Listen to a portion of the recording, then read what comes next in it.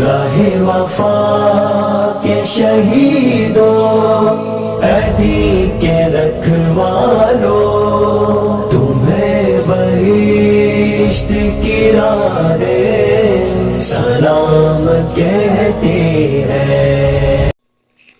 محترم ناظرین، ہمارا یہ سلسلہ وار کہانی کا مقصد امت مسلمہ کی نوجوان نسل کے اندر بیداری پیدا کرنا ہے، کیونکہ آج ہماری نوجوان نسل اپنی تہذیب اور اپنے کردار اور اپنی شجاعت کی تاریخ کو فراموش کر چکی ہے۔ اللہ کرے اس کہانی سے ہماری نسل نو کے اندر بیداری پیدا ہو جائے۔ اگر آپ کو ہماری یہ کہانی پسند آئے تو لائک کریں اور سبسکرائب کریں، اور آگے اپنے دوست احباب کو بھی شیئر کریں۔ تو آئیے قسط نمبر 15 آپ کی سماعتوں کی نظر کرتے ہیں۔ بسم اللہ الرحمن الرحیم۔ ہاں کیلاش، شارینہ نے کہا، تمہیں اس سے زیادہ حیران ہونا چاہیے جتنا ہو رہے ہو۔ میں نے ایسی توقع یا خواہش دل میں رکھی ہی نہیں تھی کہ تم مجھے راستے میں مل جاؤ گے۔ کیا تم زخمی ہو؟ ہاں شارینہ، اس نے جواب دیا، دونوں ٹانگیں بری طرح زخمی ہیں، شاید ایک ٹانگ کی ہڈی بھی مجروح ہو گئی ہے۔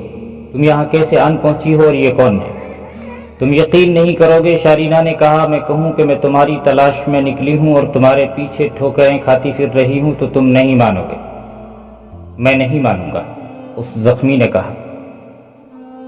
اگر تمہارے ساتھ 3 4 یا 1 2 ہی صحیح رومی سپاہی ہوتے تو میں مان لیتا، لیکن تمہارا یہ ساتھی رومی نہیں، یہ عربی مسلمان معلوم ہوتا ہے اور یہ تمہارا محافظ لگتا ہی نہیں۔ میں تمہارے خلاف کچھ بھی نہیں کر سکتا، مجھ سے تو پاؤں پر کھڑا نہیں ہوا جا رہا۔ تم سچ بولو گی تو میں تمہارا راستہ نہیں روکوں گا، نہ مجھ میں ہمت ہے، بہتر ہے سچ بول دو۔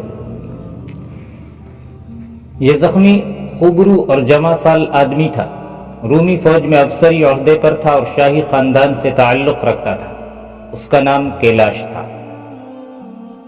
وہ ایک چھاپہ مار گروہ کا کمانڈر تھا، بہت ہی دلیرانہ اور اپنی جان پر کھیل جانے کے لیے ہر وقت تیار۔ اس کے شبخوں ہرقل کی فوج میں بہت ہی مشہور تھے۔ وہ چیتے کی طرح اپنے شکار پر جھپٹتا اور پیشتر اس کے کہ اس کا شکار ذرا سنبھلے وہ اپنا کام کر کے غائب ہو چکا ہوتا تھا۔ شارینہ کو یہ خوبرو چھاپا مار لڑکپن سے ہی اچھا لگتا تھا اور اس نے کیلاش کو اپنا آئیڈیل بنا لیا تھا۔ چونکہ وہ شاہی خاندان سے تعلق رکھتا تھا اس لیے شارینہ سے ملنے میں اسے کوئی دشواری نہیں ہوتی تھی۔ شارینہ نوجوانی میں داخل ہوئی تو لڑکپن کی پسندیدگی والہانہ محبت میں بدل گئی۔ کیلاش اسے ویسی ہی محبت سمجھتا تھا جیسی اکثر نوجوان لڑکوں اور لڑکیوں میں ہو جایا کرتی ہے، لیکن شارینہ کا یہ جذباتی معاملہ اس کی فطرت کا پابند تھا۔ اس نے حدید کو اپنے متعلق سنایا تھا کہ اس کی فطرت میں عسکری جذبہ غالب حیثیت رکھتا ہے۔ اس نے اپنی فطرت کا جو نقشہ حدید کو دکھایا تھا وہ کیلاش کو بھی دکھایا، لیکن کیلاش اس محبت کو صرف جذباتی رنگ دیتا تھا اور اس کی تان اس پر ٹوٹتی تھی کہ وہ شارینہ کے ساتھ شادی کرے گا۔ شارینہ نے اسے واضح الفاظ میں کہہ دیا تھا کہ جس روز وہ مسلمانوں کے کسی لشکر کو شکست دے کر آئے گا اس روز وہ اس کے ساتھ شادی کرے گی۔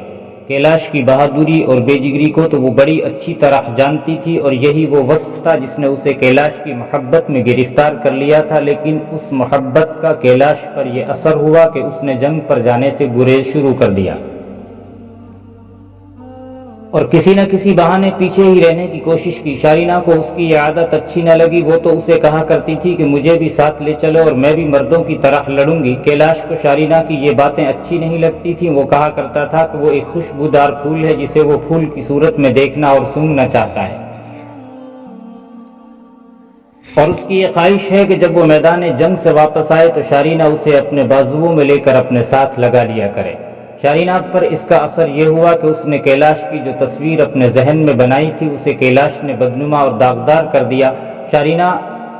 شارینہ نے اسے یہ تو نہ کہا کہ وہ جس کیلاش سے محبت کرتی تھی وہ کیلاش محض ایک تصور، ایک خیال تھا، اور شارینہ تصور پرست لڑکی نہیں بننا چاہتی۔ پھر یوں ہوا کہ خالد بن ولید، ابو عبیدہ، شرجیل بن حسنہ رضی اللہ عنہم اجمعین اور دوسرے نامور سالاروں کی قیادت میں مجاہدین اسلام کا لشکر قیصر روم کے خلاف طوفان کی طرح بڑھا تو کیلاش کو حکم ملا کہ وہ اپنا چھاپا مار گروہ لے کر آگے چلا جائے۔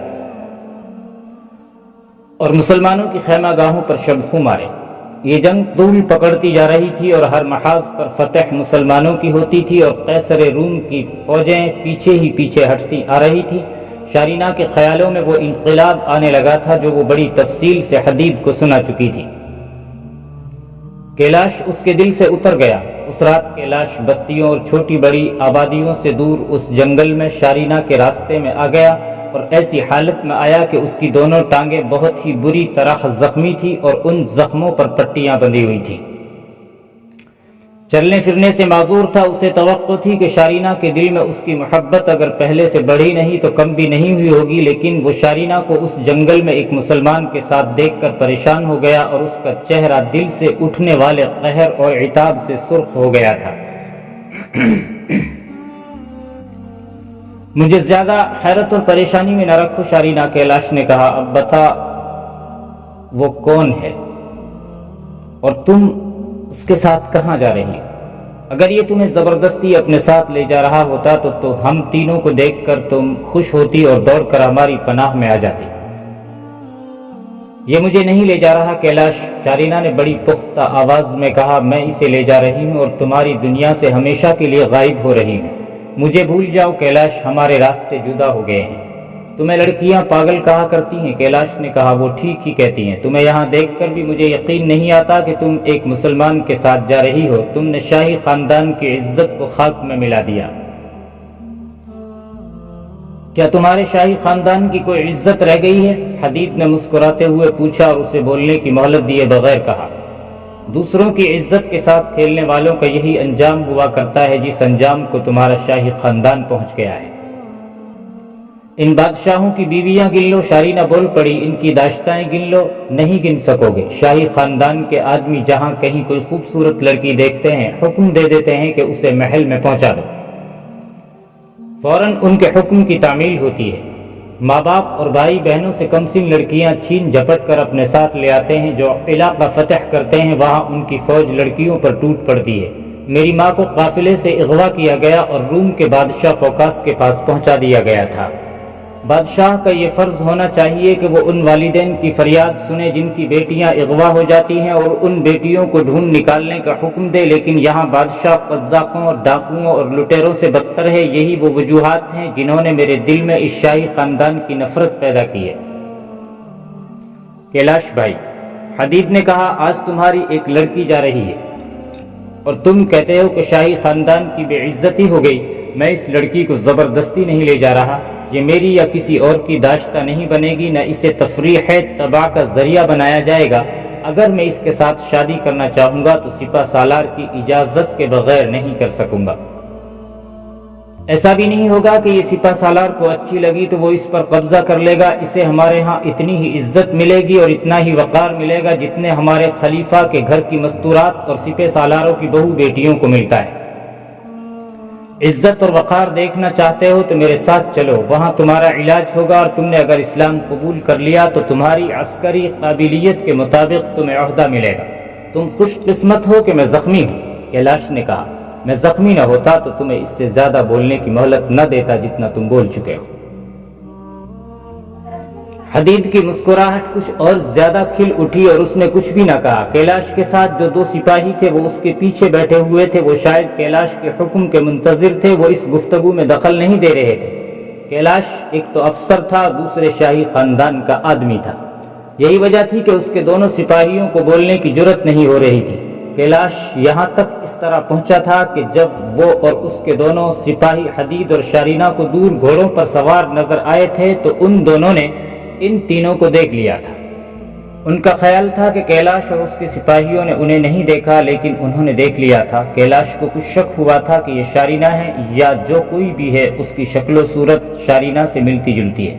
اگر یہ شارینہ نہیں تھی تو آخر ایک خوبصورت لڑکی تو تھی اور اس کے ساتھ صرف ایک آدمی تھا، جبکہ کیلاش کے ساتھ دو سپاہی تھے۔ اس نے لڑکی کو پکڑنے کے لیے اپنے گھوڑے کا رخ ادھر کو کر لیا تھا۔ حدید اور شارینہ ایک بڑی لمبی ٹیکری کی اوٹ میں اپنے سفر کو جا رہے تھے۔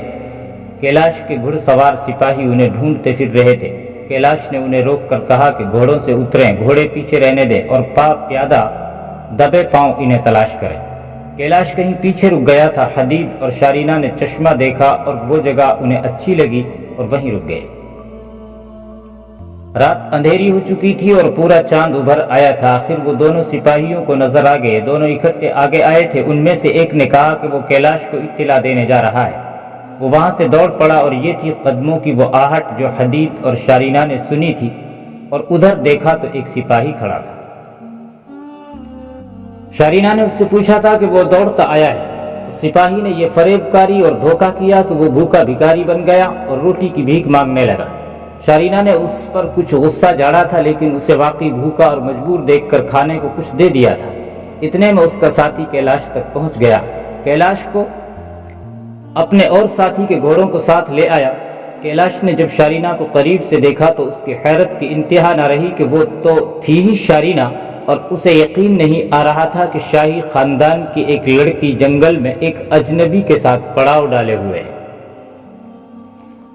کیلاش نے شارینہ کے ساتھ اور بھی بہت سی باتیں کی، لیکن شارینہ پر کچھ اثر نہ ہوا۔ اس نے مسلمانوں پر لعن طعن کی اور اسلام کی بھی توہین کر ڈالی۔ شارینہ کو یہ تاثر دینے کی بھرپور کوشش کی کہ یہ مسلمان ڈاکو اور لٹیرے ہیں اور ان کا نہ کوئی خدا ہے نہ مذہب۔ میں خوش قسمت نہیں کہ تم زخمی ہو، حدید نے کہا۔ تم خوش قسمت ہو کہ معذور ہو اور پاؤں پر کھڑے نہیں ہو سکتے۔ ہم زخمی پر، عورت پر، بچے اور بوڑھے پر ہاتھ نہیں اٹھایا کرتے۔ تم نے میری بے عزتی کی ہے، میرے مذہب کی توہین کی ہے، لیکن میں تم پر ہاتھ نہیں اٹھا سکتا۔ یہ اس اسلام کا حکم ہے جسے تم اچھا نہیں سمجھ رہے، بلکہ کہتے ہو کہ یہ تو کوئی مذہب ہی نہیں۔ شارینہ، کیلاش نے کہا، اگر تم برا نہ جانو تو میں اپنے ان سپاہیوں کے ساتھ رات یہیں گزار لوں۔ میں برا کیوں جانوں؟ شارینہ نے کہا، جہاں جی چاہتا ہے وہاں لیٹ جاؤ، اور ہمارے پاس کھانے کا سامان ہے۔ حدید نے کیلاش سے کہا، لے لو اور کھا لو، کوئی اور ضرورت یا تکلیف ہو تو مجھے بتانا۔ مجھے کچھ نہیں چاہیے، کیلاش نے کہا اور شارینہ سے مخاطب ہوا۔ شارینہ، تم مجھ سے ہمیشہ کے لیے جدا ہو رہی ہو۔ میری صرف یہ بات مان لو کہ تھوڑی سی دیر کے لیے الگ میرے پاس بیٹھ جاؤں گی۔ شارینہ نے کہا، لیکن ایک بات میری بھی مان لو، مجھ سے دور جا کر لیٹنا۔ کیلاش نے اپنے سپاہیوں سے کہا کہ وہ یہاں سے تھوڑی دور ٹیکری کے قریب اس کا بستر بچھا دیں۔ سپاہی دوڑے گئے، گھوڑوں سے سفری بستر کھول لائے اور کچھ دور زمین پر بچھا دیا۔ دونوں نے کیلاش کو اٹھایا اور بستر پر لٹا دیا۔ کیلاش کے کہنے پر سپاہیوں نے اپنے سونے کا انتظام اس سے کچھ دور کیا۔ شارینہ کیلاش کے بستر پر جا بیٹھی اور اس سے پوچھا کہ وہ اور کیا بات کہنا چاہتا ہے۔ کیلاش اسے قائل کرنے کی کوشش کر رہا تھا کہ وہ اس کے ساتھ واپس چلی چلے۔ شارینہ اسے اپنا فیصلہ سنا چکی تھی کہ وہ واپس جانے کے لیے نہیں جا رہی۔ کیلاش منت سماجت پر اتر آیا اور پھر اسے مسلمانوں سے ڈرایا، لیکن شارینہ پر کچھ اثر نہ ہوا۔ آخر شارینہ اسے مایوس چھوڑ کر واپس حدید کے پاس جا پہنچی اور اس کے ساتھ بچھے ہوئے کمبل کے پاس جا کر لیٹ گئی، اور وہ دن بھر کے تھکے ہوئے تھے، بڑی جلدی سو گئے۔